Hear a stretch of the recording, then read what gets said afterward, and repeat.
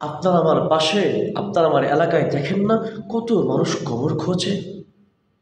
কয় মাইকে যখন আওয়াজ আসে অমুক লোকটা দুনিয়ার থেকে চলে গেছে, ইন্না লিল্লাহি ওয়া ইন্না ইলাইহি রাজিউন, এই কথা শোনার সাথে সাথে কয় কোদাল টোদাল নিয়ে দাও কাছে নিয়ে বের হয়ে যায় কবর খনন করার জন্য। আছে না? প্রত্যেক এলাকায় দুই একজন আছে। আলহামদুলিল্লাহ, আলহামদুলিল্লাহ। কয় কেন? কয় সে তো সবের কাজ করতে চাইতেছে। হ্যাঁ প্রিয় ভাই, হয়তো মাইকে না শুনলেও শোনে, কারো মাধ্যমে শোনে যে অমুক মারা গেছে। সে তার কাজ বাদ দিয়ে দ্রুত সব কিছু নিয়ে টিয়ে কবর খনন করতে চলে আসে। রাসূলুল্লাহ সাল্লাল্লাহু আলাইহি ওয়াসাল্লাম বলে, যেই ব্যক্তি সবের আশায়, আল্লাহকে খুশি করার আশায়, হ্যাঁ সবের আশায়, নেকির আশায় কবর খনন করে, কয় জানো কবর খনন করার দ্বারা কি সওয়াব? রাসূল উত্তর দিচ্ছেন, এত পরিমাণ সওয়াব, যদি কোনো মানুষ ইয়েতিমকে, মিসকিনকে, অসহায়কে কিয়ামত পর্যন্ত থাকার জন্য একটা ঘর নির্মাণ করে দেয়, যেই সওয়াব, ওই সওয়াব। বলে সুবহানাল্লাহ। অতএব ইয়েতিমকে, মিসকিনকে, অসহায়কে সে যেন কিয়ামতের আগ পর্যন্ত থাকার জন্য একটা ঘর নির্মাণ করে দিল, দেখেন না? এই জন্য অনেক মানুষ এই সবের আশায়, নেকির আশায় সে তার কাম বাদ দিয়ে, সে তার কাজ ফেলাই দিয়ে সে চলে আসছে। কেন? কয় আমি কবর খনন করব, কবর খনন করার জন্য সে চলে আসে।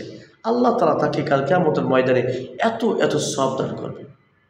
অতএব যে কোনো কাজ, ইসলামের যে কোনো হুকুম, যে কোনো বিধান নির্দ্বিধায় যখন আপনি আমি পালন করব, সওয়াবের আশায় পালন করব, আল্লাহকে রাজি খুশি করার জন্য পালন করব, তো আল্লাহ তাআলা রাজি হবেন, রাসূল খুশি হবেন, ফেরেশতারা দোয়া করবে। সুবহানাল্লাহ। তো ভাই একটু খেয়াল করুন তো, যখন আপনি আমি এই কাজটা করব, যে একজন মানুষের জন্য কবর খনন করব সওয়াবের আশায়, তখন কি ফেরেশতারা দোয়া করবে না? হ্যাঁ, তখন ফেরেশতারা দোয়া করবে। কিসের দোয়া? মাগফিরাতের দোয়া। কিসের দোয়া? কয় বরকতের দোয়া করবে। আল্লাহ গো, তোমার জন্য, তোমাকে রাজি খুশি করার জন্য দেখো তোমার বান্দা কবর খুঁজতে আসছে, তুমি তাকে মাফ করে দাও। এইভাবেই তো দোয়া করে। অতএব প্রিয় ভাই, এই যে এই সুন্দর সুন্দর কথা শোনার জন্য কার কাছে যাবেন? আলেমদের কাছে যাবেন, হাদিসের বই পড়বেন, আলেমদের কাছে যাবেন, ভালো ভালো কিছু দিক নিদর্শনও পাইবেন। একটা হাদিস মনে পড়ে গেল।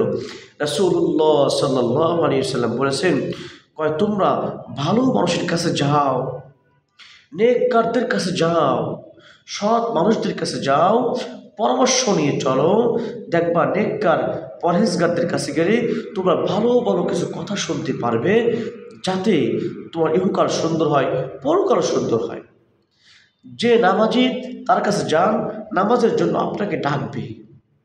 যে রোজা রাখে তার কাছে যান, সে রোজা রাখার কথাটাই বলবে, তাই না? যে যাকাত দেয় তার কাছে যান, যাকাতের জন্য আপনাকে উদ্বুদ্ধ করবে। মোট কথা, নেককারদের কাছে যাবেন, নেককার আপনাকে নেককার হওয়ার জন্য উদ্বুদ্ধ করবে। কিন্তু যারা মদখোর তাদের কাছে যাবেন, একদিন না একদিন আপনাকে মদ খাওয়ার কথা বলবেই বলবে। হ্যাঁ, যারা বিড়ি খায়, সিগারেট খায়, যারা কোনো গুনাহ করে, তারা আপনাকে ওই দিকেই তো ডাকবে। অতএব আসুন আমরা ভালো মানুষের সাথে চলি, ভালোর কাছে যাই। প্রিয় ভাই, কথা একটাই, আসুন আমরা হাদিস এবং কোরআনের উপর আমল করতে পারি, সেই পথে আমাদের যাওয়া লাগবে। কোন পথে গেলে আল্লাহ খুশি হবে, কোন পথে গেলে রাসূল খুশি হবে, ওই পথ খুঁজে খুঁজে বের করা, ওই পথগুলো উপর চলা, ওই আমলগুলো করা, তাই না? অতএব যেখানেই দেখবো সবের কাজ, ওইখানে আমরা চলে যাব, তাই না? দেখেন যদি আপনি কোনো বিধর্মীকেও সম্মান দেন, এটা কিন্তু সব। হ্যাঁ, সকলকে সম্মান দেওয়া, কাউকে বেইজ্জতি না করা, কাউকে খাটো না করা। আল্লাহ তাআলা আপনাকে আমাকে এই হাদিসের উপর আমল করার তৌফিক দান করুক। আমিন। ওয়া আখিরু দাওয়ানা আলহামদুলিল্লাহি রাব্বিল আলামিন। আসসালামু আলাইকুম ওয়া রাহমাতুল্লাহি ওয়া বারাকাতুহু।